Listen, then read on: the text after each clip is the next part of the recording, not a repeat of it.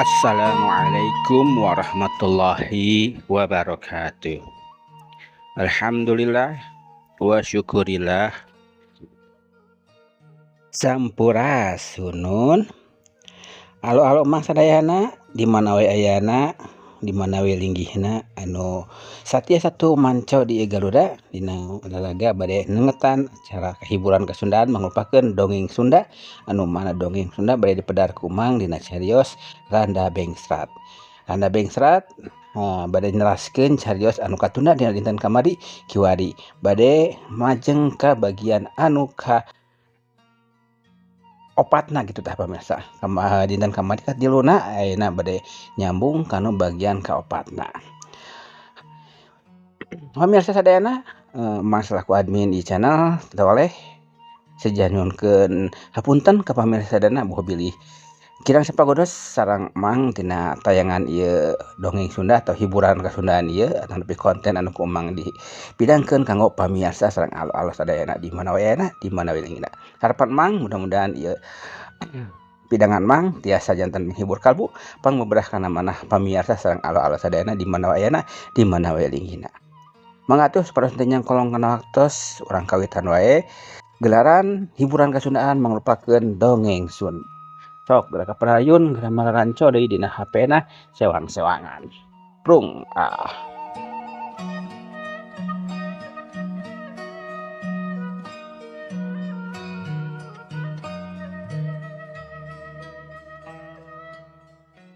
Para mitra kaum dangu, wilujeng tepang dangu sareng acara matuh dongeng enteng pangbeberah mana. Mang Jaya sapara kanca bade neraskeun hanca dongeng nu katunda carios nyambung judulna Randa Bengsrat.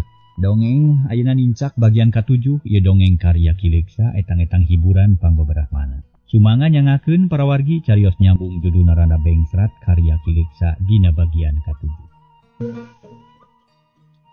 Para mitra kaum dangu, sakumaha nu kauninga harita Karli parantos janten bandar peuteuy. Pikeun kalimat-kalimatna mernah para wargi sadaya atanapi leunjeuran cariosna mernah, Mang Jaya bade wangsul deui kana kalimat-kalimat nu kamari kantos disiarkeun atanapi kantos kasiarkeun sabagian alit supados leunjeuranana mernah para wargi. Mangga urang teraskeun. Teu kacatur di jalana para wargi sadaya. Karmin jeung Harli geus terepi kanu dijugjug. Reg duanana areureun tuluy tanggah naksir peuteuy.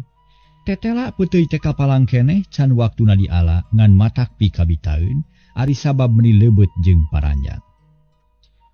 Tetela wadali marajinnya jigana peuteuy teh dipiara nya. Sabab buahna ge hade kieu yeuh. Duh, kuring bingung sabarahaeun nya mun dibojong ye. Ceuk Karmin bari tetep tangga. Teuing kuring mah komo teu nyaho kana urusan harga. Mun hayang genre mah badami jeung ua, da moal rebel ua mah. Kitu lah nya. Li lah pokona mah. Jigana mah kudu jeung ua badami cayekeun Kere kasakalian diparatkeun badamina. Para balik mau putusan utang tu. Yah, urang balik li.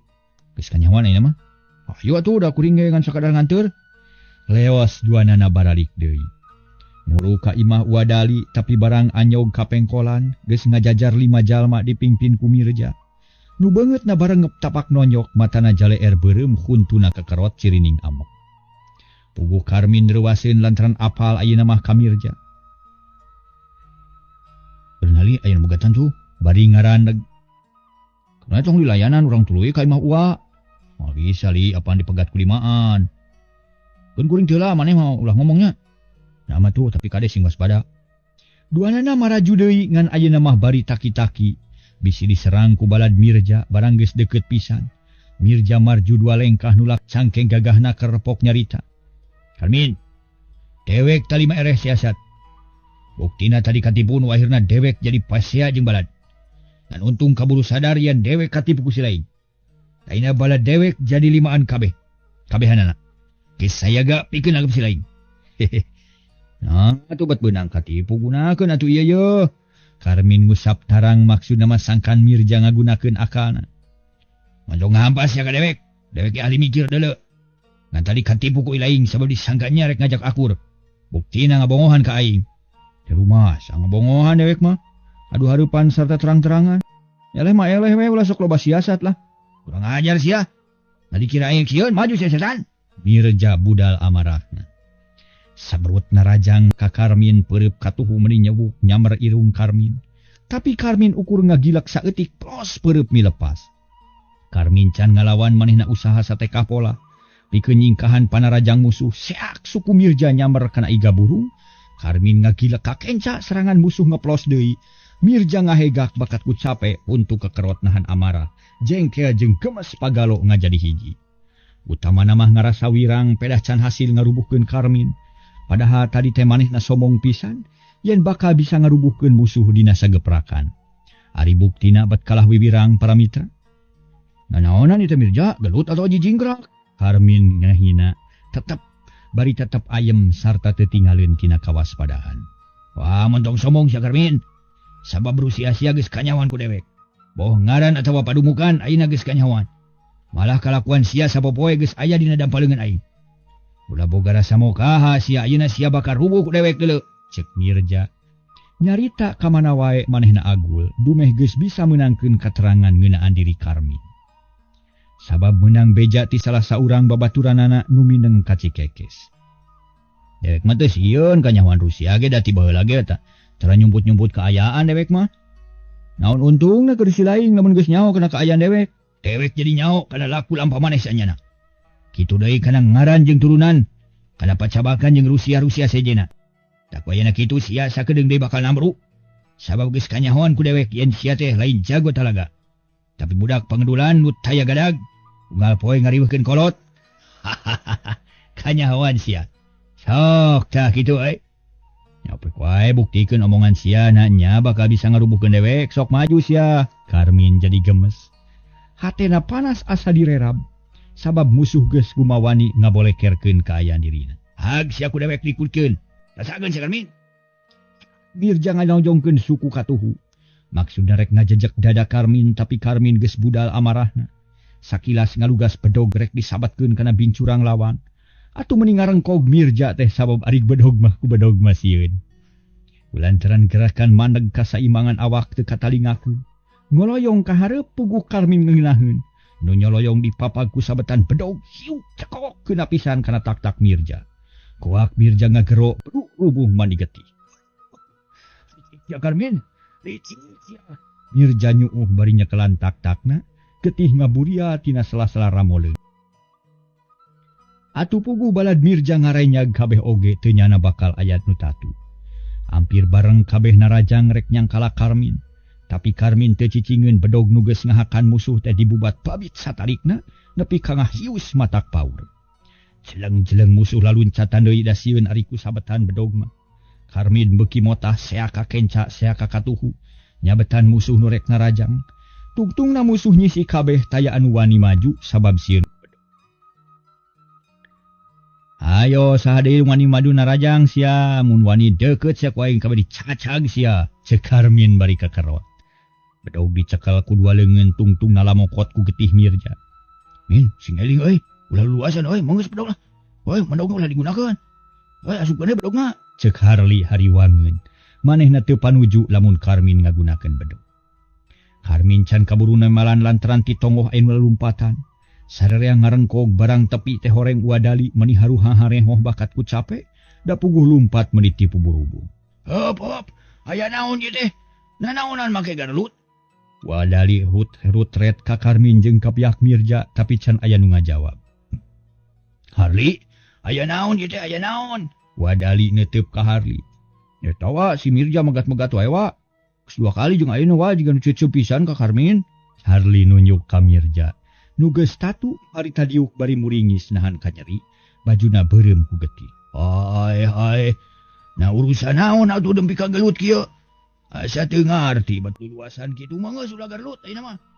Si Mirja bawa ka pasamba, sina diubaran heula tatuna.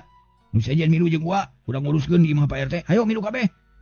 Wadali nyarita kalayan tandas sarta karasa aya pangaruhna.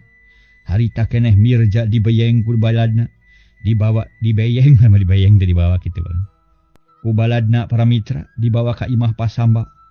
Rek diubaran sedengkeun nu sejen ngajugjug ka imah Pak RT nu teu jauh ti dinya. Karmin ge nuturkeun dibarengan ku Harli. Jalma-jalma nu kaparengan aya di lembur pabeja-beja yang didinya aya kajadian gelut, atuh jul-jul nyamperkeun ka imah Pak RT. Pada harayangeun nyaho kana naon-naon nu geus kajadian. Utamana mah kolot-kolot anu anakna kalibat kana eta kajadian sarerea ngarasa reuwas. Atuh di imah Pak RT jadi ngagimbung loba jalma. Harita Karmin para mitra Harli jeung Harli Dariuk padeukeut. Nu sejen ngajajar deukeut lawang ari Mirja can aya di dinya keur diubaran keneh ku pasamba. Aya naon ieu teh nu sanyana Mang Dali? Pak RT mimiti mariksa nu pangheulana ditanya teh Wadali da eta nu mawana. Kieu Jang RT tadi teh ka imah Mang daya semah duaan nya tanah ieu Jang Harli jeung Jang Karmin ti Cikekes. Maksudna rek nempo teuy. Sabab Jang Karmin teh benar teuy cenah tapi di perjalanan dipegat ku Mirja sabatur-batur. Nu ngabalukarkeun cekcok. Sigana bae Mirja ngarasa ceuceup ka Karmin atuh terus nyusul deui. Bari mawa balad anu leuwih loba. Nepi ka kajadian tarung nu akibatna Mirja tatu tak-takna. Tah sakitu kanyaho Mang mah atuh nurutkeun katerangan ti Jang Harli ge. Kitu ari sabab musababna mah nu sanyana mah Mang ge teu nyaho. Mangga we uruskeun ayeuna taya saurang-urang naon teh? Taya saurang pokona mah taya saurang malah teu naon-naon. Tanya saurang-saurang meh beres. Maksudna taya saurang teh nyaeta Mirjana teu aya paramita.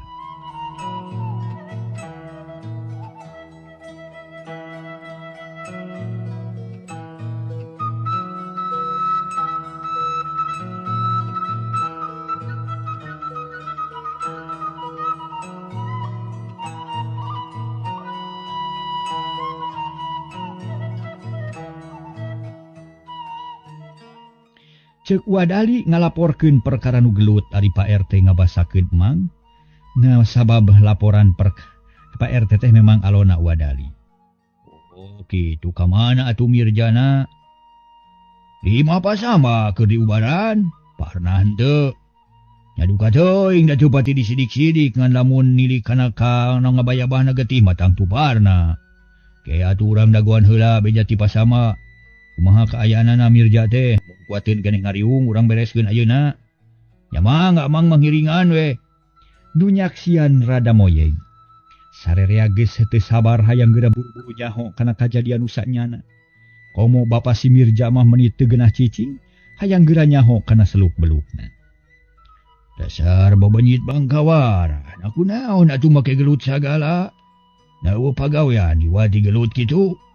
Pan geus cilaka mah kolot keneh nu katempuhan. Kitu ceuk bapana bari eje geler teu geunah cicing. Ret deui ka beulah kidul ngilikan ka imah pasaba. Ke sabar Mang urang dagoan heula Jang Mirja. Uring heran ieu bet aya keneh barudak nu jorok jiga kitu nya. Ceuk Pak RT ngarasa hanyakal. Ku ayana kitu teh padahal di lemur eta geus aya pakumpulan pamuda pikeun ngadalikeun kanakalan para rumaja.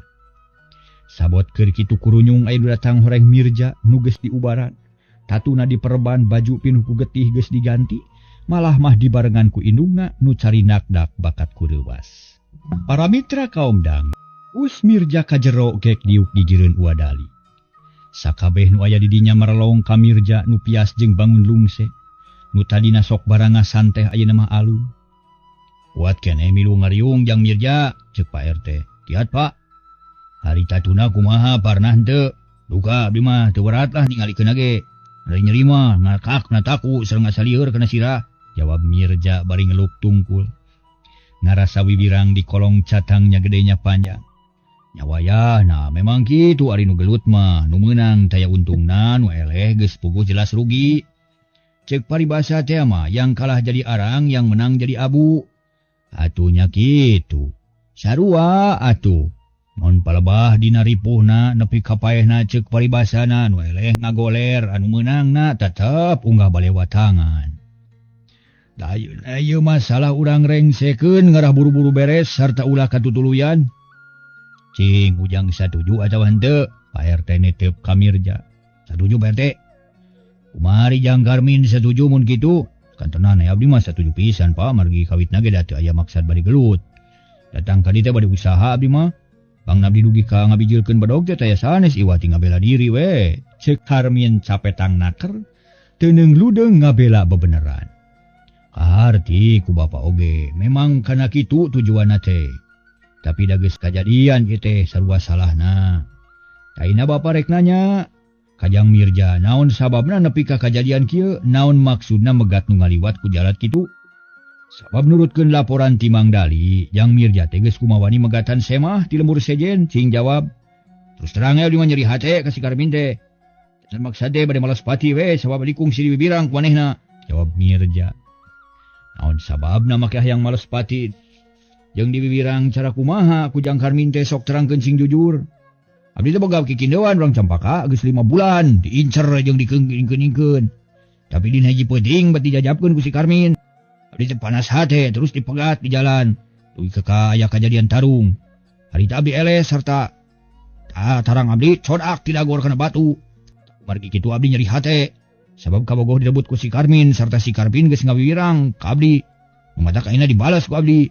Ceuk Mirja teh euleum-euleum nyaritakeun nu geus kajadian nu araya di dinya pating serengeh, tapi aya nu gogodeg malah bapa nama istighfar bari narik napas panjang. Halus. Yang geus terus terang nyaritakeun lalakona ngan hanya kalalampahan Ujang teh salah. Sabab nya mah bogoh ka hiji mojang. Atuh lain buru-buru deukeutan. Ulah ngan diingkeun-ingkeun wae, ulah diincer-incer wae, tapi kudu satria, kudu dideuketan. Mirja teu nemalan. Beungeutna nyiak sarta ceulina beureum. Ari Jang Karmin rumasa ngarebut ka bogoh Jang Mirja. Teu kumaos abdi mah ngajajabkeun sote pedah wangi we, mojangna eueuh batur balik. Sarta kolotna nyaluyuan katurug-turug awena bogoheun deui ka abdi. Nu ngariung sareuri aya di ngacungkeun jempol muji ka Karmin. Bener kungsi tarung jeung Mirja, leres basa aya wayang di Campaka. Ngan harita mah si Mirja teh ditergos hideung teu nemongkeun beungeut, beleg we begal. Nganggap begal sia kadabek. Mirja menirang ge. Deungeunnaheun disebut begal ku Karmin. Yang disebut naon atuh yang disebut garong? Karmin kalah ngahajakeun. Atuh Mirja teu kuat teu nahan amarah jung nangtung nulak cangkeng bari molotot. Orok kaya bapana teu panujueun haok nyentak. Mirja, sia derek ngerakeun ka aing aja daog sia bisi ditampiling ku aing geura. Geus puguh belegug elehan masih keneh mung narima. Betul sia. Tos mos makeun urang bereskeun ku kuring. Tos geunat. Ulah disiksa budak makeun. Cek Pak RT. Bapa Mirja jempe beungeutna geuneuk lir beusi atah beuleum. Ari Mirja ngahenen hatena seueul ngadenge omongan bapana. Geus ayeuna mah geus. Ayeuna geus kaharti minangka kasang tukangna teh kana ayana pacengkadan taya deui iwati gara-gara awewe. Palabah ieu nu gagabag teh Jang Mirja sabab Jang Mirja nu pangheulana ngajalankeun kasar. Jadi dina hartina mah palabah dieu Jang Mirja kudu sadar kana kasalahan, kudu daek ngaji diri maca awak, ulah wakang nyalahkeun batur, jeung di dina nangtukeun hiji pasoalan kudu ditaliti heula ulah main hakim sendiri. Tak kitu putusan kuring, cek Pak RT bari mencerong ka Mirja. Sedeng nu araya di dinya taya nu magah kabeh ge jempe. Si Karmin ge salah Pak RT geus ngarebut ka bogoh abdi. Mirja keukeuh nyalahkeun ka Karmin. Kelanan Jang Mirja. Kus geus kungsi adu hareupan jeung awewena atawa encan Jang Mirja teh. Na geus patali janji pasang subaya. Geus nante pacantel janji. Geus hartina mah nyakitu nu disebutkeun ku bapa tadi. Geus pasini janji tacan gitu. Na geus terang-terangan bebeja ka jenisna jeung ka kolotna, cek Pak RT. Acan, Mirja ngajawabna lalaud. Mun kitu mah Jang Karmin teh teu ngarebut atuh sabab boga hak pikeun ngalamar ka eta mojang da can aya nu boga. Mirja teu nemalan nu ngariung saheng Karmin nyerengi. Tayina mah na geus ngarti atawa acan atawa masih keneh panasaran. Hayang keukeuh teu ngarumasakeun salah. Masa salah tapi ulah nganyalahkeun abdi wunggul atuh Pak RT. Moal nyalahkeun Jang Mirja wungkul sabab dina hayu teh Jang Karmin ge salah. Salahna bet ngalayanan nu salah nu akhirna sarua salahna. Alusna mun kaayaan kitu mah ulah sarua dogongna. Tapi kudu aya nu ngelehan maneh salah sahiji. Jeung deui ulah ngagunakeun pakarang atuh sabab kajadian kieu mah atuh eta mah diadu peureup we ulah make pakarang. Pak RT nunjuk kana tatu dina tak-tak Mirja. Palbadi mah abdi rumaos lepat Pak RT nanging da Pak RT ge mugi uning atuh. Abdi teh sanes ahli silat tetapi ahli main po. Janten kanggo abdi mayunan musuh anu seueurna limaan teu sangem upami lemor teh. Janten kanggo bela diri we kapaksa ngagunakeun pakarang kitu Pak RT. Masih keneh nuju ngabandungan acara hiburan Kasundaan merupakan dongeng Sunda di channel ieu, channel Sunda Pituin anu kumang didamel khusus kanggo pamirsa sadana sareng ala-ala sadana anu mika cinta mika resep kana hiburan Kasundaannya merupakan dongeng Sunda. Hatur nuhun kanggo perhatosanana, hatur nuhun. Bewara oge kanggo pamirsa sadana boh bilih anu hoyong silaturahmi ka channelna Mang Jaya mangga parantos disayogikeun ku Mang di link deskripsi kantun diklik wae engke bakal dicandak ka channel YouTube-na Mang Jaya official. Engke di ditu tiasa silaturahmi sareng Mang Jaya sareng dongeng-dongeng anu sanesna deui anu seueur jenisna. Sakitu penginten pamirsa mangga ulang lajengkeun dongeng anu digarap ku Mang di channel ieu.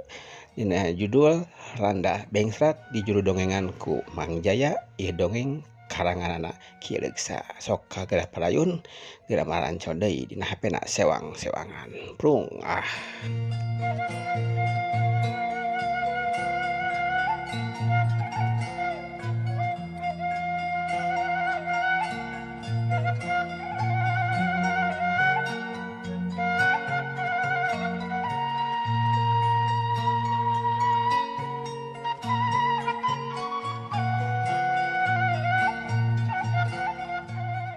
Karmin teh eleh omong bisa pisan ngajawabna turta mata kaharti. Memang kaharti, tapi kajadian anu kadua ujang geus nipu ka Mirja. Nu nyaritakeun rek ngenalkeun, tapi nyilakakeun ye ge salah. Mun eta mah siasat we tu Pak RT lantaran abdi teh geus ngarti yen kakuatan si Mirja harita leuwih ti kakuatan abdi. Da buktina manehna boga balad ari abdi henteu. Pikeun ngelehkeun musuh taya deui jalana iwati kudu ditipu. Pokona mah pikeun ngabela diri we. Mawe carana kitu Pak RT. Alus da pamikiran teh Bapa muji kana kacerdikan utek ujang. Ngan hanya kacerdasan teh salah nempatkeunana teu dibarengan ku budi luhur. Da cacakan nu dibarengan ku budi pekerti anu luhur mah sigana moal aya kajadian kieu. Sabab tangtu Mirja oge harti teh moal katutuluyan nganggap musuh ka ujang. Coba mun tadi ujang bener-bener ngajak sasalaman, ngajak damai tangtu sararea salamet, tapi kulantaran ujangna salah, akhirna aya kajadian kieu. Tah palabah dieu kasalahan ujang teh teu boga kajembaran rasa. Kitu tah. Teu boga niat damai sarta teu aya hampura. Ujang kudu inget kaluhuran budi jeung rasa hampura bisa mupus rasa mumusuhan. Pikeun nyangreudkeun tali silaturahmi nyegah mumusuhan. Kumaha kaharti? Hartos lamun tos kaharti sarta tos ngarumasakeun salah ieu pasualan dianggap beres Bapak. Tinggal nepungkeun tali mimiteran we antara naon teh abdi meureun jeung nu sanes nya puguh atuh. Ai geus dianggap beres mah tinggal sasalaman ayeuna mah. Jang Karmin jeung Jang Mirja kitu sarta masing-masing kudu ikhlas ngahampura kana kasalahan masing-masing. Cing sanggup henteu? Nah, kamu abdi mah sangem. Karmin ngajawab menigiat. Ari Jang Mirja kumaha? Mirja rada leleda rek ngajawab jalan teranusanya namah dina hatena ngunak-ngunak keneh. Dumih manehna pangripuhna. Mun ayeuna nu ngahampura ka Karmin moal aya kasempatan pikeun malespati, ieu ngandung harti yen hate Mirja karadaken. Kulantaran Mirja ngahulang wae, Karmin tuluy nyarita. Ari amak keneh mah kakuring, yeuh urang gelut deui sing wareg lah. Ulah main rempugan kudu jujur jeung satria. Si Karmin jiga nu panas ka Mirja. Salah atuh salah ngarengsekeun ku cara kitu. Ulah deui ulah. Pak RT teu panujueun. Ari Mirja kalah kabeuki panas hatena, saeutik ge teu hayang ngahampura ka Karmin. Atuh manehna teu ngomong kalah ka kakerot nahan amarah tungtungna bapana nu ngomong. Mirja, mun maneh teu ngahampura ka Jang Karmin, sarta teu daek diajak runingan, bapa nu bakal ngahukuman ka maneh. Disiksa sia ku aing sabageus ngawirang ka kolot sia teh. Tangtu balarea nyalahkeun ka bapa, bakal nyangka teu diwarah maneh ku aing. Pada kudu kumaha sia ngawarah ka sia teh deuleu. Tos Bang tos. Tos ulah ditereg deing. Keun sina mikir heula.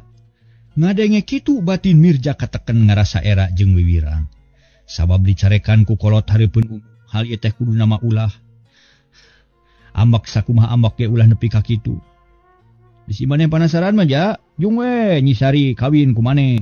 Dawi mah can hayang kawin bari ge teu boga keur mayar ipekahna. Ceuk Karmin ngaheureuyan bari susuganan hate Mirja lee. Barang ngadengi kitu sarerea seuri iwati Mirja nu baeud bae. Tah geuning kitu pamasrahan ti Jang Karmin piraku. Terek narima padahal mata holang pancek kadan teh tina urusan awewe. Ayeuna awewena dipasrahkeun ka Jang Mirja, narek marebutkeun naon deui atuh, ceuk Pak RT. Bari nyarengeh neuteup ka Mirja nu samar pola. Nyaan Min, Mirja neuteup ka Karmin. Mun uing bohong keureuh tah ceuli hiji tong duanana. Bari ngajiwir ceuli nu kenca. Wah, teu percaya euy make jaminan eta mah. Si kurang percaya jung datangan ka Campaka. Uing mah geus lila tara ka ditu sieun ditarikan kawin. Mirja ngahuleng para wargi sadaya. Ngadenge kitu mah lee, hatena bungah aya era aya beungeut euceuy balaham belehem bari tungkul, atuh pada nyeungseurikeun ku nu ngadariu. Ayo putuskeun narek ke kumaha deui, rek damai atawa kumaha? Pak RT ngadesek hayang meunang putusan. Talu Pak RT mangga sejang iringan we. Lamun kitu geura sasalaman ka Jang Karmin sarta tekadkeun dina hate yen rek ngahampura lahir batin. Kajadian nu geus kaliwat anggap teu aya, ulah aya gantar kakaitan, ulah aya catang supaan, ulah aya tunggul sirungan. Ceuk Pak RT bari nunjuk ka Karmin. Ari Karmin miheulaan nyolongkrong ngajak sasalaman. Kep ku Mirja ditampanan duanana silih hampura. Alhamdulillah beres geuning babadamian teh. Geus ulah rek pasea deui, ulah rek aya paceng kadan deui. Sabab papasean atawa paceng kadan teh taya untungna, nu aya mah ngan rugi kulantaran para pamuda teh nyaeta hartina mah teu bersatu. Urang kudu ngahiji, para pamuda teh kudu ngahiji, sabeungkeutan sareundeuk saigal saketek sapihanean. Urang kudu hartina mah ningali kaayaan model sapu. Sapu dibeungkeut, hartina mah nyere-nyere anu tina daun kawung atawa nyere kawung nyere kalapa dibeungkeut dijadikeun hiji. Lamun eta nyere ngan saukur hiji atawa dua paling bisa dipake ngeprak reungit ge mun beunang. Dipake nyepret jeung sajabana ge tereh pites. Tapi lamun dibeungkeut dihijikeun anu jumlahna ratusan dihijikeun dibeungkeut, apan gede manfaatna. Disagelengkeun bisa dipake ngeprak oge bisa dipake sasapu, hartina mah bisa dipake bebersih. Sedengkeun tugas urang ayeuna nyaeta hartina mah ngahangkeutkeun dina widang kabersihan.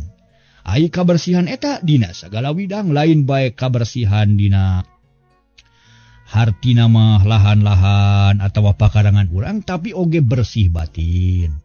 Jadi kabersihan di dieu ngandung harti anu jembar. Laingan saukur urang gawe meresihan pakarangan, meresihan jalan hungkul, tapi batin-batin urang, hati-hati urang kudu bersih. Kitu maksudna teh. Tah jadi ayeuna pamuda kudu sabeungkeutan, kudu sauyunan, kudu babarengan silih bantu silih ajenan. Sabab mun pamuda pagawean ngan pasea jeung pasea wungkul, rek kumaha si bangsa urang kahareupna? Padahal nu bakal nuluykeun tapak lacak kolot-kolot teh taya deui iwati para pamuda. Coba ku ujang pikir mun pamarentah nu ayeuna geus karolot, maot atawa eureun tina kalungguhanana, saha nu rek ngagantina lamun lain para pamuda? Cing jawab, ceuk Pak RT bari rutret ka Karmin jeung ka Mirja. Kulantaran Karmin jeung Mirja nganting haruleng wae, Pak RT tuluy nanyakeun deui, kumaha kaharti Jang Karmin nu dicaritakeun ku Bapa bieu? Kartos Pak. Kumaha lamun para pamuda hartina mah teu sabeungkeutan, gawe nganimulkeun paceng kadan wungkul, teu sareundeuk saiga teu saketek sapihanean, kumaha akibatna coba? Angtos we moal lain nuluykeun generasi kaum tua teh ku para pamuda, margi kalakuan pamudana kitu, jawab Karmin. Tah bener. Moal aya nu nuluykeun tah ayeuna jawab deui, mun pamarentah teu aya nu nuluykeun kumaha nasib bangsa urang? Kala hancur diranya ku bangsa deungeun, tema Karmin ngajawab meuni kontan. Tah geuning geus kapikir. Nu matak bapa mah teu weleh-weleh, was mepelingan ka para pamuda. Nu baris jadi penerus bangsa, kade sing waspada, sing nyaho kana tugas jeung kawajiban. Para pamuda kudu diajar apik dina nilik hiji masalah. ulah gagabah jeung lalawara bisi matak cilaka kasararea. Mun aya hiji masalah nu perlu pamikiran, coba taliti heula sing apik naon anu sanyana. Mun urang ngagagabah jeung lalawara bisa nimbulkeun salah paham jeung bakal ngabalukarkeun papasean. Contona kajadian geus kaalaman ku ujang duaan. Eta teh akibat tina gagabahna nilik hiji perkara teu apik dina nangtukeun sabab jeung akibatna. Ceuk Pak RT beuki tandas dina nerangkeunana bakat kumelang ka para pamuda. Marumaos dina maca hiji masalah kirang apik nanging da kumaha tu carana supados teu salah harti, ceuk Mirja. Ai carana mah babari, kahiji ulah getas harupateun. Kadua kudu apik jeung taliti, katilu kudu ditilik tina sagala widang. Ari sabab tafsiran tina hiji pasualan bisa beda-beda, dumasar kana sikep jeung kapribadian nu nilikna. Upamana kieu aya hiji jalma nu tara disalin ka mana-manangan eta jeung eta we nu dipake teh. Ka pasar make eta, ka kebon make eta, ka pasamuan make eta. Naon sababna? Pikeun jawabanana bisa rupa-rupa. Gumantung kanu nilikna, ceuk nu sobatna mah tangtu jawabanna teh matak ngeunah kana hatena. Tapi ceuk nu ngewaeun bakal pikanyerieun. Contona, disangka munyung tea, disangka ngope tea jeung sajabana. Padahal cantang tu buat teuing teu boga deui. Atawa resep pisan make baju nu eta. Atawa naon we alesanana mah nu tangtu loba. Ngan pikeun ngabuktikeun jawaban nu sanyana, kudu ditilik tina sagala segi sangkan adil jeung wajar sarta bener. Da kitu carana sangkan teu timbul salah paham. Tanya, kudu kumaha tu Pak RT? Pan karasa ku abdi oge pugu-pugu rek niat hade der disangka goreng. Nu akhirnya jadi pasea, mun geus pasea jadi cilaka. Itu akibat tina salah sangka teu apik dina nafsirkeun hiji masalah, ceuk Karmin meuni asa dipangmeunangkeun. Tah nya. Kitu pisan ujang cing kaharti ujang Mirja. Kartos Pak RT, Mirja ge teu loba omong. Geus kaharti bapa rek mere soal ku hidep kudu dijawab. Mun kajawab hartina hidep bener-bener taliti jeung apik dina nilik hiji masalah. Tapi mun can bisa ngajawab, hartina pamikiran hidep can motekar. Tah kitu masih kena perlu latihan sangkan bisa nangtukeun hiji pamikiran nu akur jeung kanyataan. Mangga ku abdi bade dijawab tapi naon soalna? Kieu soalna teh jang Mirja. Tapi mun anu ngajawab mah teu kudu Mirja bae, najan Mang Dali atau Mang Ubed ge bisa. Kitu deui sakur anu aya di dieu bisa milu ngajawab. Mangga ceuk nu ngariung saurman. Ari soalna teh kieu, aya hiji caritana teh zaman ayeuna. Nu boga lalakon hiji tentara nu kaparengan ngora keneh umurna kira-kira umur 30 tahunan.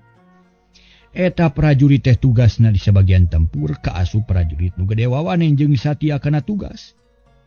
Dina hiji manca mancen tugas nya teh kudu ka timur-timur sakumaha biasa ngajalankeun tugas salaku hiji prajurit. Ngan hanya akal we waktuna kaburu bea. Dicekapkeun heula dugi ka dieu pamirsa sadayana alo-alo Mang sadayana dongeng Sunda nu judulna Randa Bengsrat. Insyaallah urang pajeng di enjing manawi urang sadayana masih keneh kumelendang di alam dunia, masih keneh di pasian kapercantenan amanah yuswaku Allah Subhanahu wa taala. Timbang selaku admin nyisa jadi hapunten segala kakirangan dina ngupload dongeng-dongeng anu ditayangkeun di ieu channel Sunda Pituin. Mudah-mudahan harapan Mang ieu tiasa nya dongeng tiasa jantan panghibur kalbu, pangbubedah kana manah pamirsa sadayana, tiasa tujuan utamina ngalestarikeun kebudayaan Sunda mangrupakeun dongeng Sunda. Sakitulah nu kapiatur ti Mang undur diri. Wabillahi taufiq wal hidayah. Wassalamualaikum warahmatullahi wabarakatuh. Jaga.